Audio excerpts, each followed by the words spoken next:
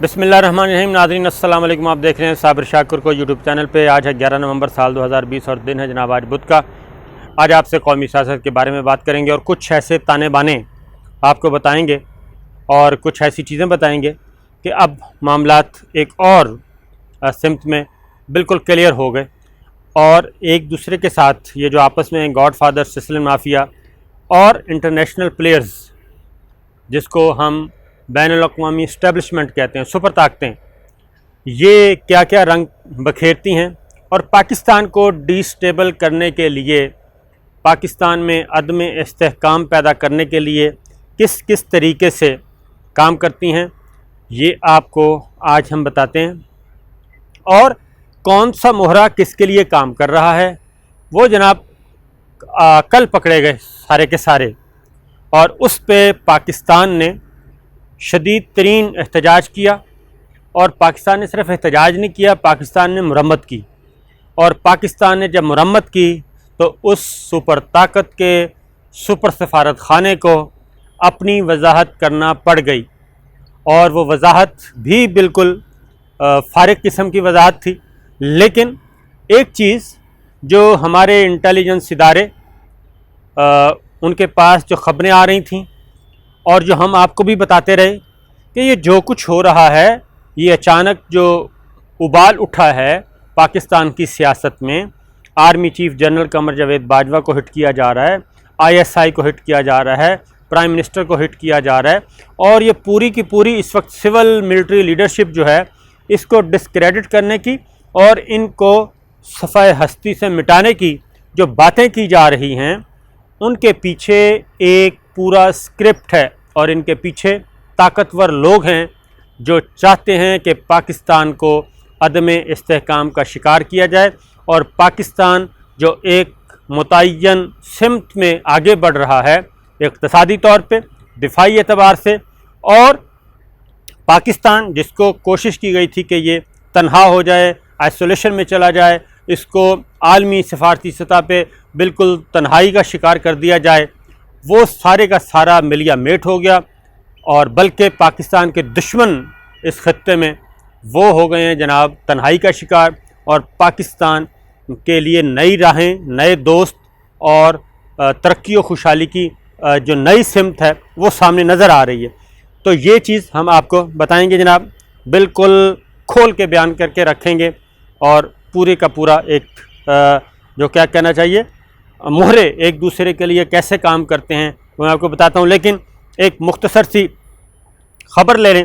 مختصر سی خبر یہ ہے جناب، کراچی کی رپورٹ آ چکی، ہم نے آپ کو بتایا، اور ہم نے آپ کو ایک بتایا تھا کہ اس وقت بھی کہ جناب کراچی کی جو رپورٹ جس میں کہا جا رہا ہے کہ IG سندھ کو اغوا کیا گیا، اس رپورٹ میں یہ واضح ہو چکا ہے جناب کہ IG سندھ کا اغوا نہیں ہوا تھا، IG سندھ کا اغوا نہیں ہوا تھا، بلکہ IG سندھ خود چل کے گئے تھے۔ پہلے IG سندھ غائب ہوئے، اپنے فون بند کیے اور موبائل آف، گھر کے فون آف، رابطے سے منقطع اور رابطہ ختم کر دیا تھا تمام لوگوں کے ساتھ، اور کوئی بھی کال نہیں لے رہے تھے، جبکہ اس وقت ایشو یہ تھا کہ قائد اعظم کے مزار کی بے حرمتی ہوئی، اور بے حرمتی کے نتیجے میں جو صورتحال پیدا ہوئی اس کو وہ حل کرنے کے لیے اوائڈ کر رہے تھے اور کیس رجسٹر نہیں ہونے دے رہے تھے۔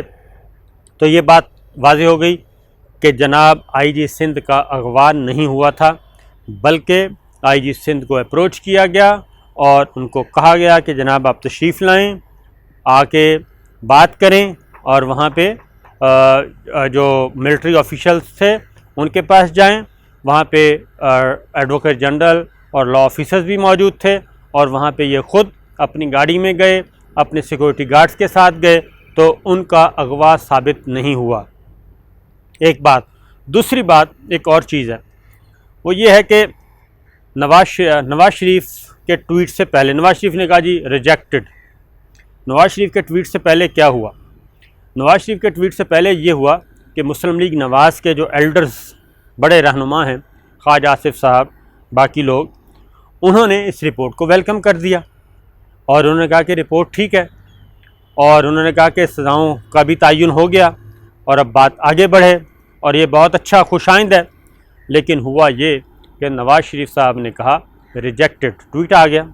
اور وہی بات ہے، ذہن میں وہ چیز پھنسی ہوئی ہے نواز شریف صاحب کے ذہن میں کہ ایک دفعہ DGISPR میجر جنرل آصف غفور نے ڈان لیکس کی رپورٹ کے بارے میں کہا تھا ریجیکٹڈ، تو وہی ریجیکٹڈ کر کے انہوں نے حساب برابر کرنے کی کوشش کی.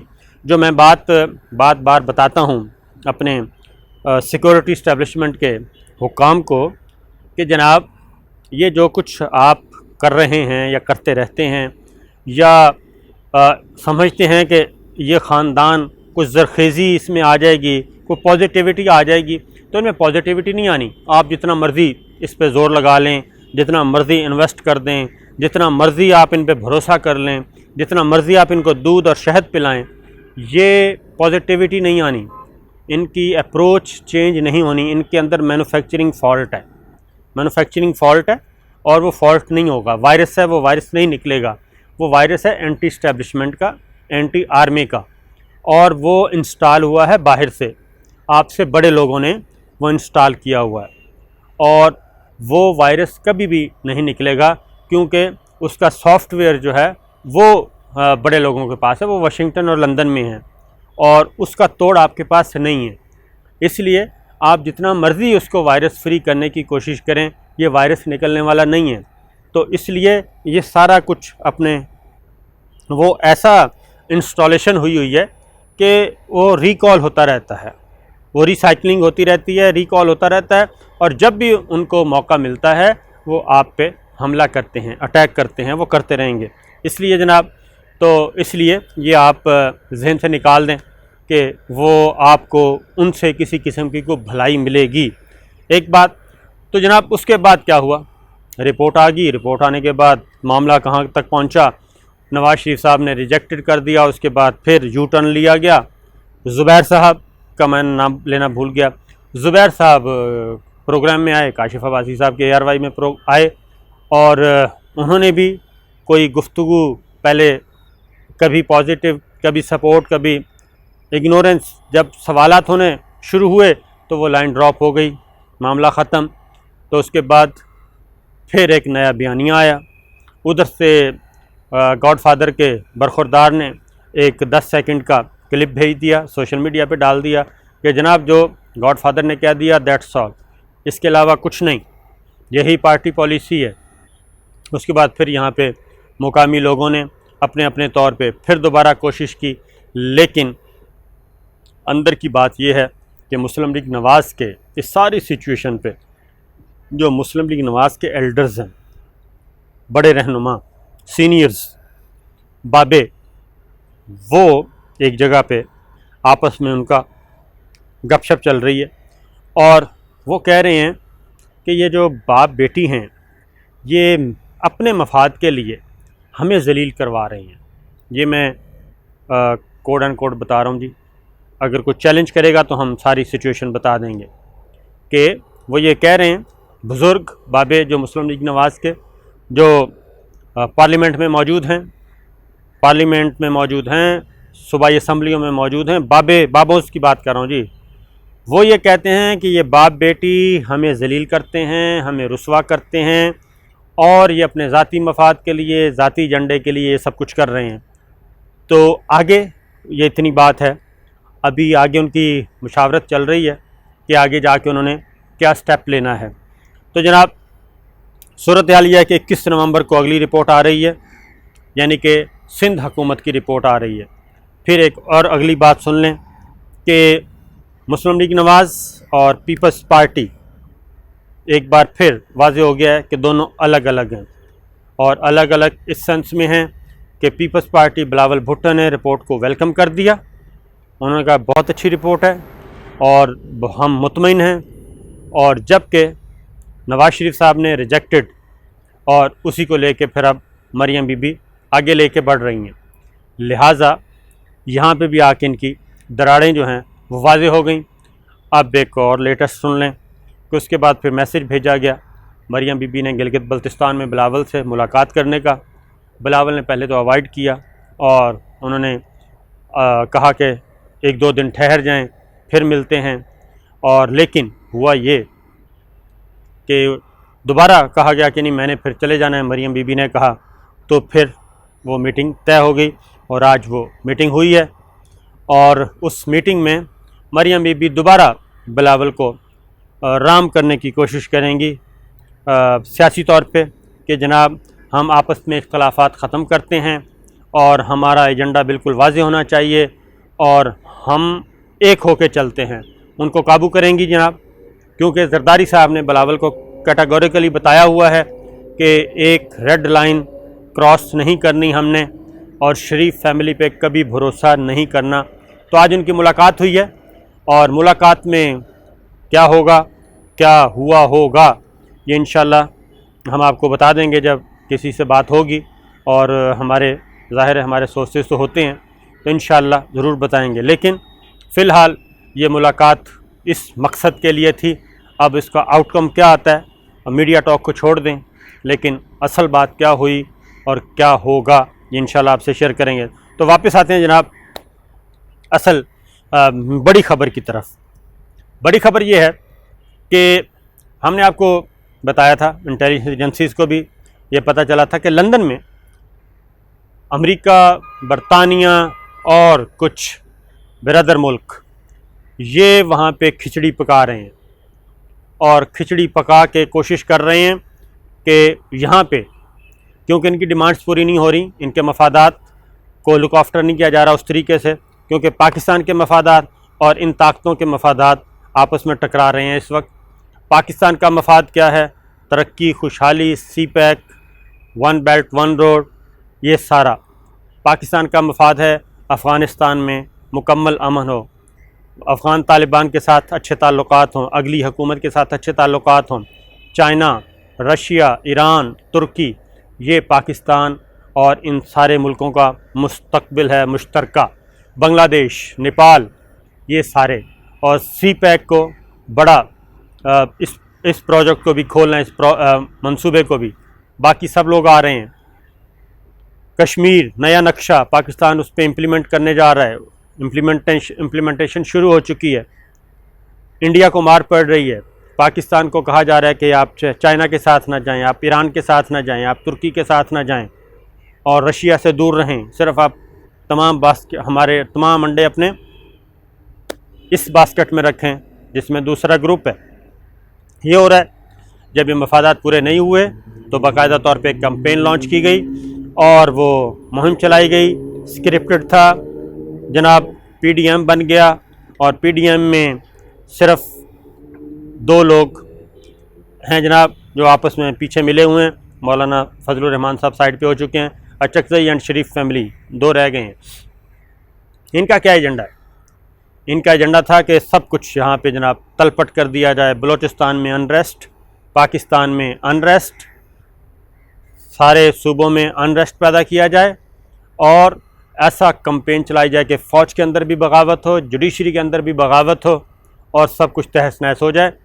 اور ہوا یہ کہ احسن اقبال صاحب نے ایک ٹویٹ کی اور وہ کی ٹرمپ کے حوالے سے، کیونکہ ادھر مریم بی بی نے کل جلسے میں کہا کہ ایک پاگل جو ہے ٹرمپ کا کہا کہ ایک پاگل ہار چکا، اقتدار سے محروم ہو چکا. جو بائیڈن کو وہ سنا رہی تھیں ڈیموکریٹس کو، وہ ہار چکا. اب یہاں والے ٹرمپ کی باری ہے، یعنی کہ عمران خان کی. احسن اقبال صاحب نے بھی یہ ٹویٹ کر دیا. اس ٹویٹ کو ری ٹویٹ کون کر رہا ہے؟ اسلام آباد میں امریکی سفارت خانہ، انہوں نے بھی ری ٹویٹ کر دیا.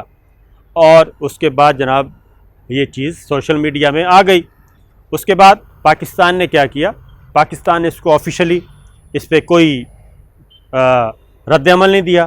وفاقی وزیر شری مزاری وہ آئیں میدان میں اور انہوں نے ٹھیک ٹھاک کلاس لی اور اس کے بعد باقی وزراء آ گئے. انہوں نے کہا کہ جناب اس مسئلے کی وضاحت کی جائے، امریکی سفارت خانہ معافی مانگے یا وضاحت کرے یا بتائے کہ کیا یہ اکاؤنٹ ہیک ہو گیا ہے کہ ایک اپوزیشن کا بندہ ایک ٹویٹ کر رہا ہے اور وہ government of Pakistan prime minister کے خلاف ہے اور پریزیڈنٹ ٹرمپ کو ملا رہا ہے اور اس پہ امریکی سفارت خانہ ری ٹویٹ کر رہا ہے. تو یہ کیا ہے؟ کافی پہلے تو کوئی لفٹ کروانے کی نہیں تھا امکان، یعنی کہ لفٹ نہیں کروائی گئی، لیکن مسلسل یہ چیز چلائی جاتی رہی۔ شری مزاری نے پیچھا نہیں چھوڑا، باقی وزراء نے پیچھا نہیں چھوڑا، اور اب کیا ہوا جناب، اب ایک وضاحت کی گئی امریکی سفارت خانے کی طرف سے کہ وہ تو ایک غلطی سے لوکل جو ورکر ہے جو اس کو آپریٹ کرتا ہے، کیونکہ یہ ایکسیس ہوتی ہے تو اس لیے وہ غلطی سے ری ٹویٹ ہو گیا تھا، پھر اس کو انڈو بھی کر دیا گیا۔ تو جناب یہ غلطی سے نہیں ہوا تھا، اور یہ ایک میسج دیا گیا تھا، اور یہ وہی تانے بانے جو پیچھے کھچڑی پک رہی تھی۔ میں مسلسل آپ کو کہتا رہا ہوں، ہمارے انٹیلیجنس ایجنسیز کے پاس بھی یہ چیزیں موجود ہیں کہ یہاں پہ 4 سفارت خانے ہیں، وہ متحرک ہیں، وہ مسلسل ملاقاتیں کر رہے ہیں اپوزیشن کے لوگوں کے ساتھ، دانشوروں کے ساتھ مسلسل ملاقاتیں کر رہے ہیں۔